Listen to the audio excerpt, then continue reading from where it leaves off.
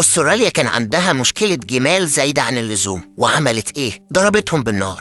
طب ما نعمل زيهم. المشكلة إنك لو فهمت أستراليا قتلت الجمال ليه هتعرف إن المقارنة غلط من الأساس. الجمال مش حيوانات أصلية في أستراليا، دي اتجابت في القرن ال19 مع الاستعمار البريطاني، استخدموها في النقل والاستكشاف وعبور الصحراء، ومع ظهور العربيات والقطارات اترموا في البرية من غير تخطيط في قارة معزولة ونظام بيئي ما اتطورش عشان يتعامل معاهم أصلا. وفي أستراليا الجمال البرية دي بتستهلك كميات ضخمة من المياه الجوفية، بتكسر الآبار ومصادر الشرب، بتلوث المياه سواء بفضلاتها أو بجثثها، بتدمر الغطاء النباتي وبتاكل 80% من النباتات المتاحة سواء زرع أو نباتات برية. وبكده تكون الجمال في أستراليا بتهدد الأمن المائي والغذائي. يعني مش مشكلة إزعاج ولا مناظر حضارية، دي مشكلة بقاء. ولو كانت أستراليا هتقتل الجمال علشان خطر على الناس كانت بدأت بالتماسيح اللي في شمال أستراليا الأول. التماسيح في شمال أستراليا بتقتل بشر سنوياً فعلياً، وبتحتل شواطئ لأنها تماسيح مياه مالحة، وبتمثل خطر مباشر على البشر وعلى الشواطئ وعلى السياحة. ومع ذلك